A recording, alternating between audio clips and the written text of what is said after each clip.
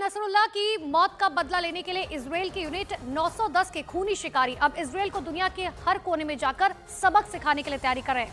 लेकिन कैसे बनते हैं बारूदी यूनिट 910 के कमांडर, इस रिपोर्ट में देखिए। इजराइल को अंदाजा लग चुका है कि बहुत बड़ी आफत से अब भिड़ना होगा।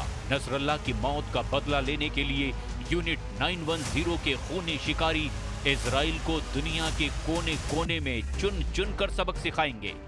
यूनिट 910 के लड़ाके ठीक उसी तर्ज पर काम करते हैं जैसे इजराइल के लिए मोसाद एजेंट्स। तो क्या है इन खूंखार किलर्स की पूरी डिटेल? कैसे बनते हैं बारूदी यूनिट 910 के कमांडर? ट्रेनिंग, हथियार और इंतकाम का मॉड्यूल पहली बार दुनिया के सामने आएगा। मगर उससे पहले ये भी जान लीजिए कि हिजबुल्लाह के नए चीफ की रेस में नसरुल्लाह के चचेरे भाई के साथ एक और नाम भी आ गया है। एक सीनियर लीडर को लड़ाका ग्रुप की कमान मिलने की पूरी संभावना जताई जा रही है। हिजबुल्लाह में नसरुल्लाह के बाद जिस लीडर की तूती बोलती है उसका नाम है नईम कासिम। 71 साल के बुजुर्ग कासिम को हिजबुल्लाह में नंबर 2 कहा जाता है। नईम कासिम लेबनान के दक्षिणी इलाके से है जिसने इजराइल के सबसे ज्यादा हमले झेले हैं। नईम कासिम 70 के दशक से इजराइल के खिलाफ आंदोलन में शामिल रहे हैं। नईम कासिम को हिजबुल्लाह का ब्रेन भी कहा जाता है। नईम कासिम की छवि मुस्लिम विद्वान की है जो धुर इजराइल विरोधी हैं। नसरुल्लाह के चचेरे भाई हाशिम हिजबुल्लाह चीफ बने या फिर नईम कासिम, इससे कुछ फर्क नहीं पड़ता। नसरुल्लाह की गद्दी जो भी संभालेगा उसका मिशन सिर्फ एक है, वो है इजराइल से हिसाब बराबर करना, जिसका कॉन्ट्रैक्ट हिजबुल्लाह की यूनिट 910 के किलर कमांडोज को सौंपी गई है। हिजबुल्लाह की यूनिट 910 को ब्लैक यूनिट भी कहते हैं। ये यूनिट लेबनान के बाहर हिजबुल्लाह के दुश्मनों को बड़े हमलों से दहलाती है। यूनिट 910 का ईरान की रिवोल्यूशनरी गार्ड से करीबी रिश्ता है। यूनिट 910 के खूंखार शिकारी अफ्रीका और एशिया से लेकर अमेरिका और यूरोप तक में मौजूद हैं। यूनिट 910 का सुप्रीम कमांडर कमान तलाल हमिया है, जिसे अबू जाफर के नाम से भी जाना जाता है। अल्मा रिसर्च सेंटर के मुताबिक यूनिट 910 क्विक एक्शन लेने से पहले लंबे वक्त तक तैयारी करती है, जो बेरूत से मिले ऑर्डर पर सीक्रेट ऑपरेशन अंजाम देती है। यूनिट 910 का ट्रैक रिकॉर्ड शानदार रहा है। 32 साल से ये यूनिट इजराइल को जख्म देती आ रही है। इजराइल के खिलाफ यूनिट 910 को बनाया ही बदला लेने के लिए गया था। बात 1992 की है, जब इजराइल ने उस वक्त के हिजबुल्लाह चीफ अब्बास अल मोसावी को मार गिराया था। 16 फरवरी 1992 को इजराइल के अपाचे हेलीकॉप्टरों ने दक्षिण लेबनान में अल मोसावी के काफिले को मिसाइल हमले से उड़ा दिया था। इजराइल के हमले में अल मोसावी, उसकी पत्नी, उसके 5 साल के बेटे और 4 हिजबुल्लाह लड़ाके मारे गए थे। हिजबुल्लाह की यूनिट 910 ने इससे पहले भी कई बड़े हमलों को अंजाम दिया है, जिनमें इजरायली दूतावास से लेकर अमेरिका के हवाई अड्डों पर हमले तक शामिल हैं। अल मोसावी की मौत का बदला लेने के लिए यूनिट 910 ने इजराइल को दुनिया के कोने कोने में दहलाया था। हिजबुल्लाह की यूनिट 910 कई बड़े और हाई प्रोफाइल हमलों में शामिल रही है। 1992 में ब्यूनस आयर्स में इजरायली दूतावास और 1994 में अर्जेंटीना में यहूदी सामुदायिक सेंटर पर बमबारी को इसी यूनिट ने अंजाम दिया था। 2012 में यूनिट 910 ने बुल्गारिया के बरगाज में इजरायली नागरिकों को ले जा रही बस पर आत्मघाती बम विस्फोट किया था। अमेरिकी रिपोर्ट के मुताबिक यूनिट 910 ने न्यूयॉर्क के JFK हवाई अड्डे समेत कई अहम जगहों पर टेरर अटैक का प्लान बनाया था। अमेरिका में हिजबुल्लाह की यूनिट 910 का एक ऑपरेटिव अली कोरानी पकड़ा गया था, जिसने हिजबुल्लाह की यूनिट 910 की डिटेल पहली बार उजागर की थी।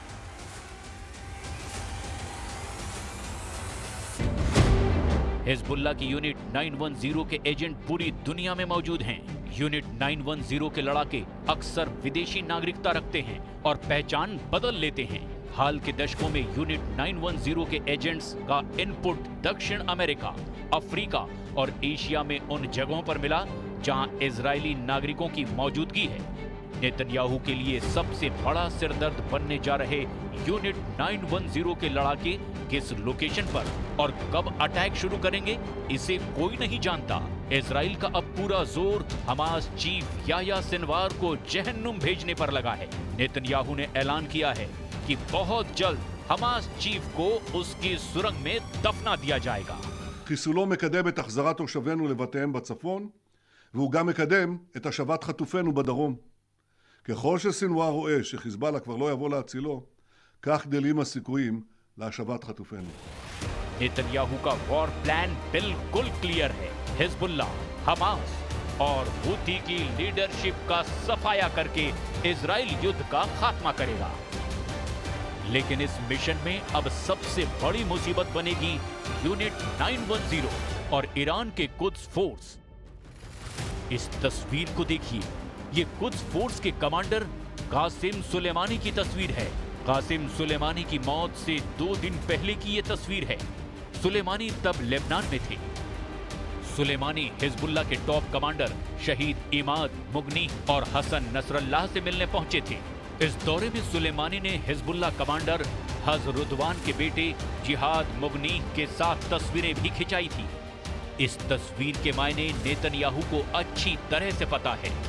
कुद्स फोर्स और हिजबुल्लाह में कोई फर्क नहीं है। दोनों के खूंखार लड़ाकों का जोरदार प्रहार इजराइल पर शुरू भी हो चुका है।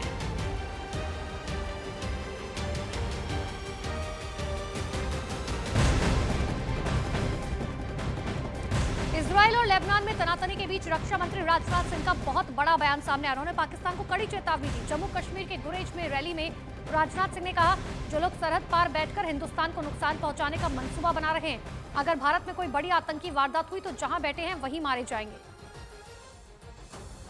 जो लोग सरहद के पार बैठकर हिंदुस्तान को नुकसान पहुंचाने का मंसूबा बना रहे हैं, मैं दोस्तों आपको बताना चाहता हूं और उनको मैं साफ साफ ये बता देना चाहता हूं कि अगर भारत में कोई बड़ी आतंकी वारदात हुई, वह जहां बैठे होंगे वहां हम खुद शर्मा देंगे। हम आपको हिंदुस्तान और कश्मीर इंटरनेशनल फोरम पर बदनाम करने की बराबर पाकिस्तान के द्वारा कोशिश की गई। इस बार टर्की ने पाकिस्तान का साथ छोड़ दिया।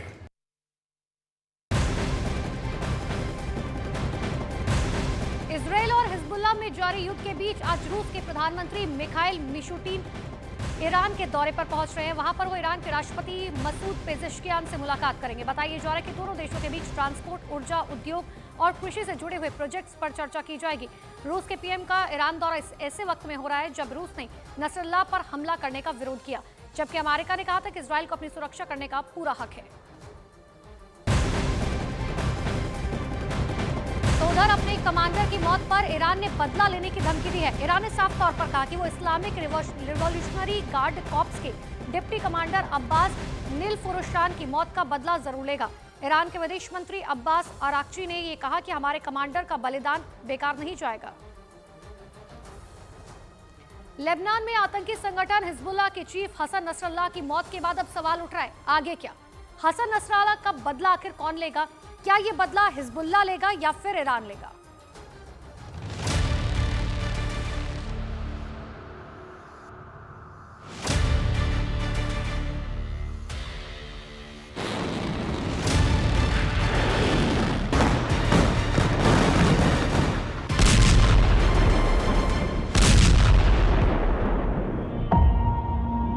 बेरूत की इमारतें चीख चीख कर पूछ रही हैं, क्या इनका हाल गजा जैसा होने जा रहा है? लेबनान की राजधानी में यही वो जगह है जहां इजराइल ने अपने ऑपरेशन न्यू ऑर्डर को अंजाम दिया और फिर पूरी दुनिया ये खबर देखकर चौंक गई कि हिजबुल्लाह चीफ हसन नसरल्लाह की मौत हो चुकी है। सवाल है कि हसन नसरल्लाह की मौत के बाद अब क्या होने जा रहा है? हसन नसरल्लाह का बदला कौन लेगा? क्या ये बदला हिजबुल्लाह लेगा या ईरान लेगा? ईरान में 5 दिन के शोक के बाद क्या 3 अक्टूबर को ईरान कर देगा इजराइल पर बड़ा हमला? सवाल ये भी है कि क्या ईरान अब इस्माइल हानिया के साथ साथ हसन नसरल्ला को मारने वालों से डबल बदला लेगा?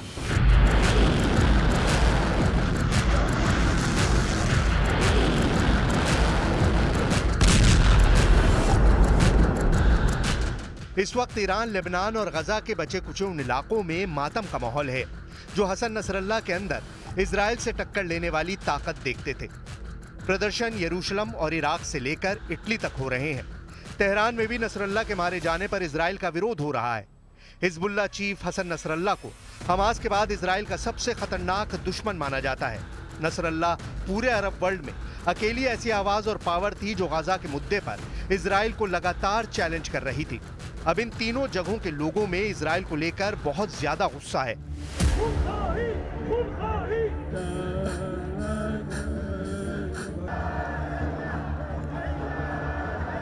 तेहरान, जहां से हिजबुल्लाह के पावर सेंटर की बैटरी चार्ज होती रही है, वहां नसरल्ला की मौत पर गुस्सा बहुत ज्यादा है। लोग हिजबुल्लाह के पीले झंडों के साथ प्रदर्शन कर रहे हैं और इजराइल से बदला लेने की मांग की जा रही है।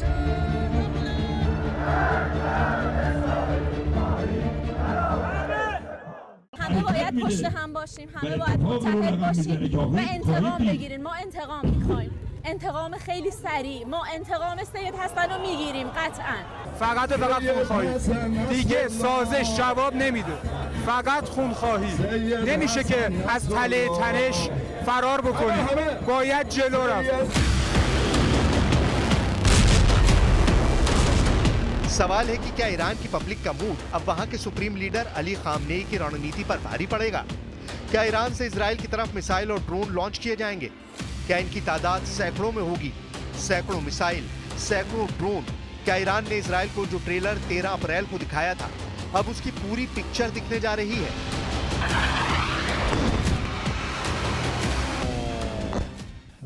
ضایعه بزرگی هست ولی هیچ خللی در مقاومت ایجاد نخواهد کرد و همونطوری که شهادت اول دبیر کل قبلی حزب الله شهید سید عباس موسوی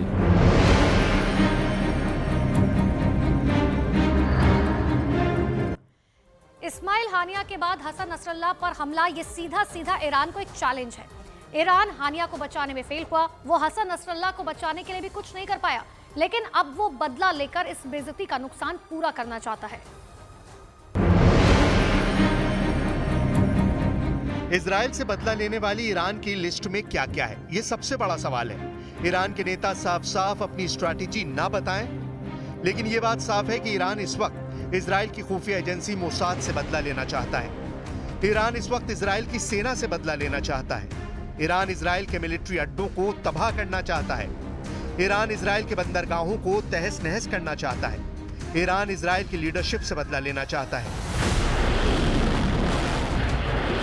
इस्माइल हानिया के बाद हसन नसरल्ला पर हमला, ये सीधा सीधा ईरान को चैलेंज है। ईरान हानिया को बचाने में फेल हुआ, वो हसन नसरल्ला को बचाने के लिए कुछ भी नहीं कर पाया, लेकिन अब वो बदला लेकर इस बेइज्जती का नुकसान पूरा करना चाहता है।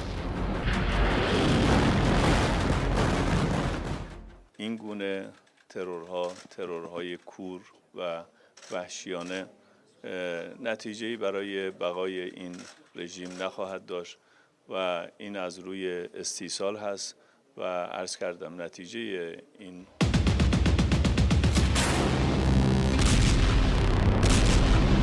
ईरान के टारगेट पर इजराइल है और पिछली बार की तरह इस बार दांव पर बहुत कुछ लगा हुआ है।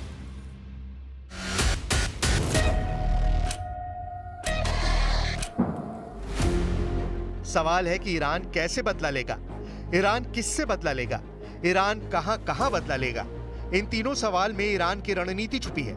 उसके फैसले ने पूरे इजराइल से लेकर अमेरिका तक सायरन बजाना शुरू कर दिया है। ईरान की ताकत उसकी मिसाइल है, ईरान की ताकत उसके ड्रोन है। ईरान ने 13 अप्रैल को भी जब इजराइल पर हमला किया था, तब उसने करीब 300 ड्रोन और मिसाइल इजराइल की तरफ दागी थी।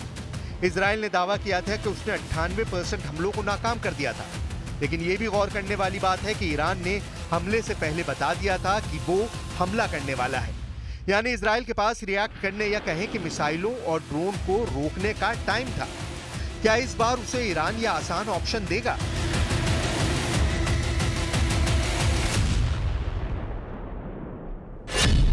सबसे बड़ा सवाल, क्या नेतन्याहू ईरान का टारगेट नंबर 1 बन चुके हैं? क्या नेतन्याहू के बाद उनके रक्षा मंत्री योव गैलेंट टारगेट नंबर 2 हैं? और क्या इजराइल की खुफिया एजेंसी मोसाद के निदेशक डेविड बर्निया टारगेट नंबर 3 है?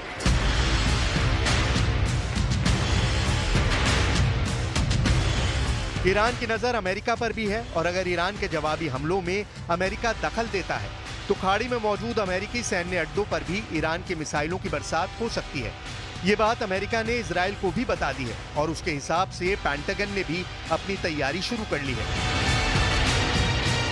बड़ी बात यह है कि बाइडेन ने कहा है कि वो सीज फायर चाहते हैं।